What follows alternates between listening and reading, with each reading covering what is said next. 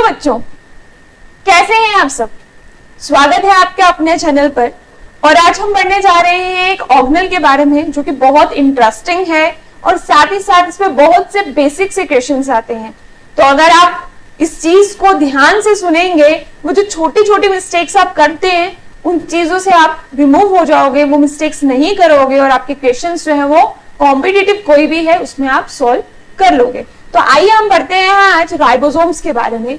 Ribosomes की अगर मैं बात करूं तो राइबोसोम्स जैसे कि बेसिकली अगर हम बात करें तो राइबोसोम्स को हमने जैसे पहले भी कहा था कि राइबोसोम्स को हम कहते हैं क्या, राइबोसोम्स को हम कहते हैं प्रोटीन फैक्ट्री। राइबोसोम्स को हम क्या बोलते हैं, प्रोटीन फैक्ट्री बोलते हैं। क्यों? क्योंकि हर एक ऑर्गेनिज्म को अपनी बॉडी के कोई भी फंक्शन को परफॉर्म करने के लिए क्या चाहिए, प्रोटीन चाहिए। तो प्रोटीन की फैक्ट्री अगर आपसे पूछा जाता है कि कौन है तो आप बोलोगे राइबोसोम्स जो है वो प्रोटीन की क्या है, फैक्ट्री। या फिर आप इसको ये भी कह सकते हैं that is the engine of the cell. दोनों चीजें आप कह सकते हैं। अब राइबोसोम्स हमने पढ़ा था कि प्रोकैरियोट्स में भी हैं, यूकैरियोट्स में भी हैं, दोनों सेल ऑर्गेनल में है। साथ ही साथ हम जो याद रखने वाले हैं यहाँ पर चीज वो ये कि सबसे छोटी ऑर्गेनल अगर हम बात करें, इट इज द स्मॉलेस्ट, सबसे छोटी स्मॉलेस्ट ऑर्गेनल है हमारे सेल में प्रेजेंट है। चाहे फिर वो सेल हमारा प्रोकैरियोटिक क्यों ना हो या फिर यूकैरियोटिक क्यों ना हो, लेकिन प्रोकैरियोट्स और यूकैरियोट्स दोनों में जो है हमें राइबोसोम्स का कुछ बेसिक डिफरेंस मिलेगा। और वो बेसिक डिफरेंस क्या है वो हम आगे पढ़ने वाले हैं। हमने बोला अभी तक इसको हम प्रोटीन फैक्टर बोल रहे हैं, इसको हम इंजन ऑफ द सेल बोल रहे हैं। साथ ही साथ इसको जो ये टर्म है ये दी थी हमारे पास किसने, पालेड ने। इस वजह से हम इसको पालेट पार्टिकल भी बोलते हैं या फिर आप इसको बोलोगे ribo nucleo protein particles, ribo nucleo protein particles या फिर पालेट पार्टिकल्स भी बोल सकते हो, क्योंकि पालेट ने इसके बारे में बताया था, इस वजह से ये पालेट के नाम से भी जाना जाता है, राइट। अब राइबोसोम्स जो है हमारे पास, ये राइबोसोम्स जो सबसे स्मॉलेस्ट ऑर्गेनल है। साथ ही साथ हमने अपने लास्ट लेक्चर में ये भी पढ़ा था कि ये ऑर्गेनल जो है, जो क्वेश्चन पूछा जाता है क्या इस पे मेम्ब्रेन प्रेजेंट है या नहीं, तो हमारे पास आंसर क्या है कि ये जो है it is a membrane less organelle. That means यहां पर कोई भी मेम्ब्रेन प्रेजेंट नहीं है, राइबोसोम्स पे बाहर कोई भी मेम्ब्रेन प्रेजेंट नहीं है, लेकिन सबसे स्मॉलेस्ट है, प्रोटीन फैक्ट्री, राइट। ये इंपॉर्टेंट चीजें हैं जो इसकी याद रखनी है जहां से कॉम्पिटिटिव में क्वेश्चन पूछा जाता है, राइट। दूसरी चीज यहाँ पे इंपॉर्टेंटली जो याद रखनी है कि राइबोसोम्स बनते कहां पर, राइबोसोम्स प्रोटीन फैक्ट्री है, नो डाउट। राइबोसोम्स प्रेजेंट कहां होते हैं और बनते कहां हैं, ये दो क्वेश्चन है हमारे पास। तो हम बोलेंगे कि राइबोसोम्स जो है हमारे पास they are present in the cytoplasm. कहां पे प्रेजेंट होंगे, प्रेजेंट इन साइटोप्लाज्म, साइटोप्लाज्म में प्रेजेंट होंगे, राइट। अब फ्री भी हो सकते हैं, बाउंडेड भी हो सकते हैं। क्या राइबोसोम्स जो है वो फ्री भी हो सकते हैं और साथ साथ में बाउंडेड भी हो सकते हैं। फ्रीली मूव होंगे या फिर दे आर बाउंडेड। तो कल जैसे हम लोगों ने ऑर्गेनल के बाहर ER बनाया था, इस ER के साथ ये राइबोसोम्स पार्टिकल्स जो है हमारे पास ये अटैच भी हो सकते हैं। That means they are bounded with ER plus ribosomes, ये बनाएंगे हमारे पास RER, that is rough endoplasmic reticulum. या फिर मैंने दूसरी चीज क्या बोली, आइदरली ये हमारे पास कैसे हो सकते हैं, फ्रीली मूव कर सकते हैं। फ्रीली कहाँ पे होंगे? साइटोप्लाज्म में। क्लियर बात? तो एक क्वेश्चन का आंसर यहाँ तक हमारे पास आ गया कि राइबोसोम्स जो है वो कहाँ पर प्रेजेंट है। तो हम बोलेंगे राइबोसोम्स जो है वो साइटोप्लाज्म में प्रेजेंट है, आइदरली फ्री फॉर्म में है या बाउंडेड फॉर्म में है। क्लियर? दूसरी चीज मैंने बोला कि राइबोसोम बन कहाँ पर रहे हैं। राइबोसोम्स को बनाने के लिए कोई चीज होगी जहां पे एक्चुअली में राइबोसोम्स बनते हैं। तो आंसर आपके पास क्या होगा? ये जो न्यूक्लियस है, और इस न्यूक्लियस के अंदर अगर हम बात करें, इस न्यूक्लियस के अंदर हमारे पास एक ऑर्गेनल और होती है जिसको हम बोलते हैं क्या? न्यूक्लियोलस। तो आपके पास आंसर क्या हो जाएगा कि हमारे पास जो राइबोसोम्स है, बिकॉज राइबोसोम्स खुद क्या है? यहाँ पर राइबो न्यूक्लियोप्रोटीन्स है, that means they are made up of RNA, right? और साथ में कुछ प्रोटीन से ये बना हुआ है। अब ये जो राइबोसोमल RNA है ये कहां बन रहा है? राइबोसोमल RNA हम लोगों को मालूम है that is the ribo nucleic acid. तो जो हमारे राइबोसोम्स हैं वो उनके कॉम्पोजिशन की अगर हम बात करें तो वो किसके बने हुए होते हैं? RNA के और साथ में कुछ प्रोटीन मॉलिक्यूल्स के, राइट? सो ये जो राइबोसोमल RNA और प्रोटीन है ये कहां पर बन रहे हैं? तो आप बोलोगे कि जो न्यूक्लियोलस है हमारे पास, न्यूक्लियोलस को आप बोलोगे क्या? ये है हमारे पास राइबोसोमल फैक्ट्री। तो दो क्वेश्चन यहां से हो गए हमारे पास कि प्रोटीन फैक्ट्री कौन सी है और राइबोसोमल फैक्ट्री कौन सी है।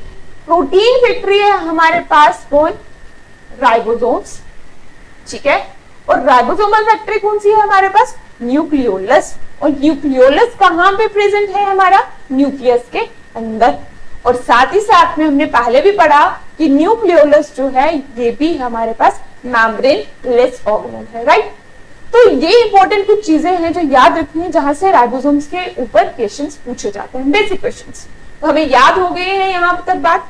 अब नेक्स्ट हम बात करते हैं यहां पर कि राइबोसोम्स के जो स्ट्रक्चर है क्या वो एज सच प्रेजेंट होते हैं या उनमें कोई चेंजेस होते हैं। तो अभी हम बोल रहे हैं प्रोकैरियोट और यूकैरियोट के बारे में। तो राइबोसोम्स का अगर स्ट्रक्चर देखोगे तो एकदम से पैकिंग सा स्ट्रक्चर दिखेगा, यहाँ से कैप होगी और इस तरीके से अगर हम बात करें, जस्ट देखो ये यहाँ पर है और ये यहाँ पर नीचे और ये इसके ऊपर कैपिंग सा स्ट्रक्चर होगी, इसकी वजह से इसको क्या करता है? बॉन्ड करके रखता है। और फिर जाकर जो है ये राइबोसोम्स जो है एक्चुअली में हमारे पास ट्रांसलेशन का प्रोसेस करते हैं, और ट्रांसलेशन ही जो है that is the formation of polynucleotides. तो दो चीजें हम यहाँ पर बोल रही हूं मैं। एक मैंने बोला यहाँ पर क्या? Translation, right? ट्रांसलेशन एक टर्म याद रखेंगे अभी हम। Translation is formation of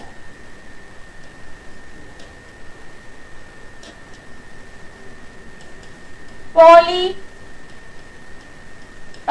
chain, और यही polypeptide chain later on forms the proteins, right? अब जब भी ये राइबोसोम्स काम कर रहे हैं तो ये लोगों ने तो प्रोटीन बनाने हैं। अब प्रोटीन बनाने के लिए कोई सीक्वेंस चाहिए जिसके ऊपर ये काम कर सके, उस कोड को डिकोड कर सके, राइट? लेटर ऑन हम इस चीज को डिस्कस करते हैं आगे। अभी मैं बात करती हूँ कि राइबोसोम्स में हमें बेसिक चीज समझ आ चुकी है। अब राइबोसोम्स प्रोकैरियोट के केस में कैसे मिलेंगे और यूकैरियोट के केस में कैसे मिलेंगे, क्योंकि ये ऐसी ऑर्गेनल है जो हमारे पास प्रोकैरियोटिक में भी है, यूकैरियोटिक में भी है। तो हमारे पास जो हमको याद रखनी है चीज यहाँ पर, वो क्या याद रखनी है कि हमारे पास प्रोकैरियोट्स और दूसरी तरफ क्या है हमारे पास? यूकैरियोट्स। दोनों में हमारे पास राइबोसोम्स कैसे दिखने वाले हैं, right? Ribosomes in prokaryotes and eukaryotes. तो हमेशा से याद रखेंगे हम लोग क्या कि हमारे पास प्रोकैरियोट्स में राइबोसोम्स मिलते हैं 70S टाइप के, और यूकैरियोट में मिलते हैं हमारे पास 80S टाइप के। अब ये S क्या है? This S stands for Swedberg unit, or you called it as sedimentation coefficient. Sedimentation coefficient. तो घर पे आप सब लोगों ने जो है मक्खन निकाला होगा, तो मक्खन निकालते हुए देखोगे कि हैवी पार्टिकल्स नीचे बैठ जाते हैं और लाइटर वंस जो है वो ऊपर आ जाते हैं, और इसी प्रोसेस को हम सेंट्रीफ्यूगेशन बोलते हैं, राइट। सिमिलरली हमारे पास यहाँ पर हमने अभी बोला कि राइबोसोम्स जो है वो आरएनए और प्रोटीन के बने हुए हैं, वहां पर भी हम क्या करते हैं? अल्ट्रा सेंट्रीफ्यूगेशन करते हैं, और जिस रेट से वो चीज सेडिमेंट होती है एट दैट बेसिस हम लोग जो है उसका कोफिशिएंट जो है एक फॉर्मूले से क्रिएट करते हैं। वो फॉर्मूला हमें कहीं नहीं पूछा जाएगा, बिकॉज वो बहुत हायर क्लासिफिकेशन में आप मतलब हायर क्लासेस में आप इस चीज को पढ़ोगे। यहाँ पे कॉम्पिटिटिव में वो चीज नहीं पूछी जाएगी कि कोफिशिएंट कैसे कैलकुलेट करना है। हाँ, हमें लेकिन ये पता होना चाहिए एस का मतलब क्या है और किस बेसिस पर जो है इसको कैलकुलेट किया जाता है। तो आप बोलोगे साइज, और दूसरी चीज किसके बेसिस पर इसको कैलकुलेट किया जा रहा है? उसकी डेंसिटी के बेसिस पर। ये क्वेश्चन पूछ सकते हैं आपको, किस बेसिस पर आपकी इसकी अल्ट्राफ्यूगेशन या सेडिमेंटेशन करवा रहे हैं? तो आप बोलोगे साइज और डेंसिटी के बेसिस पे इसको क्या किया जाता है? सेंट्रीफ्यूगेशन करके सेडिमेंटेशन कोफिशिएंट जो है रेट उसका निकाला जाता है, राइट। अब एस भी हमें समझ आ गया। अब हमारे पास राइबोसोम्स में क्या होता है? दो यूनिट होते हैं, एक लार्जर और एक स्मॉलर यूनिट होता है, चाहे वो प्रोकैरियोटिक हो चाहे वो यूकैरियोटिक हो। तो हमारे पास हमने बोला हमारे पास प्रोकैरियोटिक में भी क्या होगा? एक लार्जर सब यूनिट होगा और एक क्या होगा? स्मॉलर। सिमिलरली एटीएस वाले में भी देखोगे यहां पर भी एक लार्जर होगा और यहां एक स्मॉलर, राइट। प्रोकैरियोट में 70s, यूकैरियोट्स में 80s। 70s में एक लार्जर सब यूनिट है और एक स्मॉलर सब यूनिट है। सिमिलरली 80s में भी 80s में भी जो है लार्जर और स्मॉलर सब यूनिट है, राइट। अब क्वेश्चन पूछा जाता है दूसरा क्या, इस 70s जो है वो फर्दरली डिवाइड कितने भाग में होता है? लार्जर सब यूनिट की जो सेडिमेंटेशन कोफिशिएंट रेट है वो क्या है और जो स्मॉलर की है वो क्या है?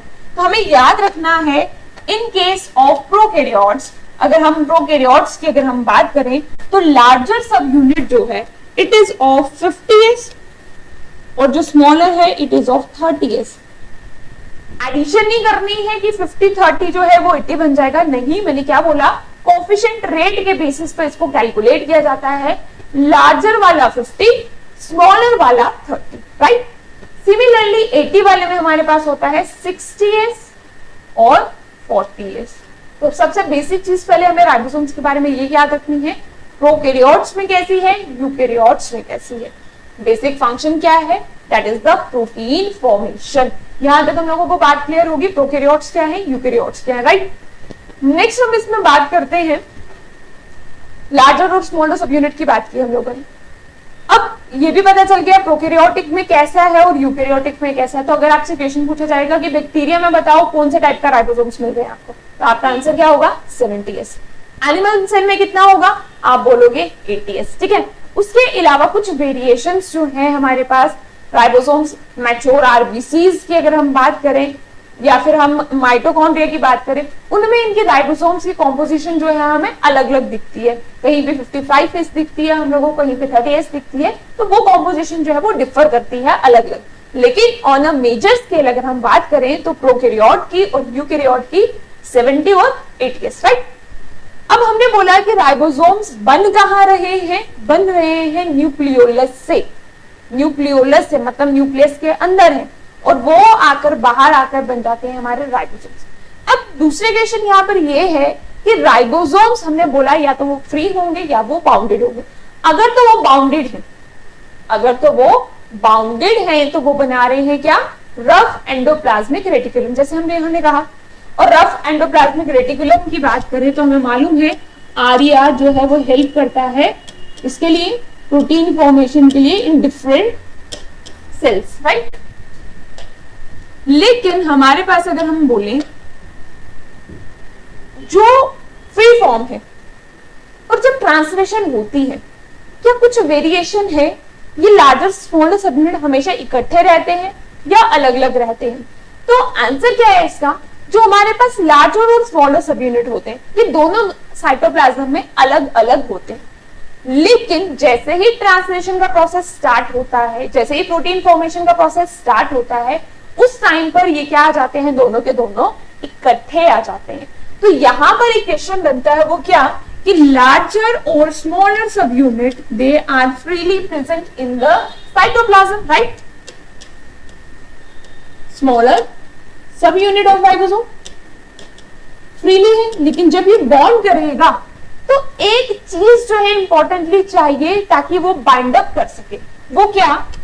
सपोज करो ये तो लार्जर सब यूनिट है और ये वाला इसका स्मॉलर सब यूनिट आ गया, राइट? अगर ये प्रोकैरियोटिक है 70S वाला टाइप ले रहे हो तो ये वाला कितना आ जाएगा 50 और ये वाला आ जाएगा 30, राइट? ये जो 50-30 है ये कंबाइन करते हैं जब हमारे पास यहाँ प्रेजेंट होते हैं क्या? Magnesium ions. और इन मैग्नीशियम आयंस की अगर हम बात करें, इन मैग्नीशियम आयंस की जो कॉन्सेंट्रेशन हमें चाहिए वो हमें चाहिए 0.001 मोलर। इतनी कॉन्सेंट्रेशन अगर होगी तब जाके ये दोनों के दोनों जो है वो क्या करेंगे? बाइंड करेंगे। अगर कंसंट्रेशन हमारे पास कितनी है यहाँ पर मैग्नीशियम आयंस की 0.001 मोलर, तब जाकर ये दोनों जो है वो क्या करेंगे? कंबाइन करेंगे। इसका मतलब ये है अगर कंसंट्रेशन लेस हुई, अगर लेस हुई किससे? 0.001 से, तब क्या होगा? They will not assemble, right? तब ये असेंबल ही नहीं होंगे, राइट? और अगर कंसंट्रेशन बढ़ जाती है, कहां से कहां तक कंसंट्रेशन बढ़ जाती है? अगर 0.001 मोलर से अगर कंसंट्रेशन और इंक्रीज हो जाती है, इसका मतलब देखो यहां से हमें पता चल रहा है कि इतनी कंसंट्रेशन होगी बाइंड करेंगे, इससे कम होगी तो वो असेंबल ही नहीं हो पाएंगे, बाइंड अप ही नहीं हो पाएंगे, राइट? इतनी कंसंट्रेशन से ऊपर नीचे जा रही है, कम है, वो डिसोसिएटेड रहेंगे, अलग ही रहेंगे। लेकिन अगर कंसंट्रेशन इससे ऊपर चले जाती है then it will form a chain, a dimer formation, ठीक है? तब ये क्या बनाता है? एक डाइमर फॉर्मेशन बनाता है, राइट? ये भी बात क्लियर होगी हम लोगों को। उसके अलावा हमारे पास जब क्या याद रखना है एक चीज और, this is the mRNA strand, क्योंकि इस mRNA स्ट्रैंड के बेसिस के ऊपर ही जो है हमारे राइबोसोम्स, इस क्यों mRNA नाम क्या है इसका? Messenger RNA, messenger ribo nucleic acid, right? ये एक मैसेज लेकर आ रहा है जो कोडेड फॉर्म में है, बिल्कुल सही बात है। इस चीज को डिकोड किया जाता है वो मैसेज, इसका मतलब डिकोड वही करेगा जिसको उस कोडिंग के बारे में पता होगा, तभी तो ये एक मैसेज के फॉर्म में जो है वो क्या कर रहा है? ट्रेवल कर रहा है। और इसके साथ हमारा स्मॉलर सब यूनिट अटैच हो जाएगा और यहां से लार्जर सब यूनिट अटैच हो जाएगा। डिकोड करते जाएंगे, मूव करता जाएगा, डिकोड करते जाएंगे, ट्रांसलोकेशन होती जाएगी, मूव करता जाएगा और सारी की सारी सीक्वेंस को डिकोड कर देगा जब तक कि वो चीज स्टॉप नहीं होती, जब तक एक प्रॉपर प्रोटीन नहीं बन जाता, राइट? लेकिन हमारे पास यहां पर अगर हम बात करें, अगर मोर देन 2 राइबोसोम्स अगर एक mRNA स्ट्रैंड के ऊपर अटैच हो जाते हैं तो उसके लिए हम लोग एक टर्म यूज करते हैं, क्या?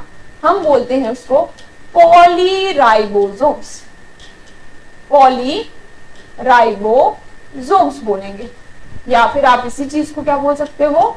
पॉलीसोम्स, पॉलीसोम्स। तो पॉलीसोम्स या पॉलीराइबोसोम्स क्या है हमारे पास? When more than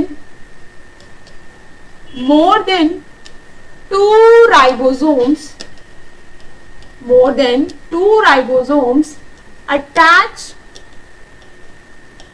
to mRNA strand। 2 या 2 से ज्यादा अगर हम बात करें, 2 या 2 से ज्यादा अगर हमारे पास 2 या 2 से ज्यादा हमारे पास राइबोसोम्स एक mRNA स्ट्रैंड के ऊपर अगर अटैच करके मूव करता जा रहा है, तब हम उसको बोल रहे हैं poly. Poly means many ribosomes है, या फिर आप उसको क्या बोलोगे? पॉलीसोम्स। और ऐसी कंडीशन हमें यूजुअली प्रोकैरियोट्स में देखने को मिलती है, बैक्टीरिया सेल में देखने को मिलती है, राइट। तो ये कुछ बेसिक क्वेश्चंस हैं जो राइबोसोम्स के बेसिस पर पूछे जाते हैं, जो हमें पता होने चाहिए कि साइटोप्लाज्म में कैसे है, प्रोकैरियोट में कैसे है, यूकैरियोट में कैसे है, किस तरीके से दोनों स्ट्रक्चर कब कंबाइन होंगे और कब जो है वो डिसोसिएट रहेंगे। और बाकी की चीजें जो है ट्रांसलेशन कैसे है वो एक अलग प्रोसीजर है कि किस तरीके से हर चीज जो है बाइंड अप रहती है, कौन सी साइड्स रहती है, कैसे कोडिंग करते हैं, डिकोडिंग करते हैं, that is a different process.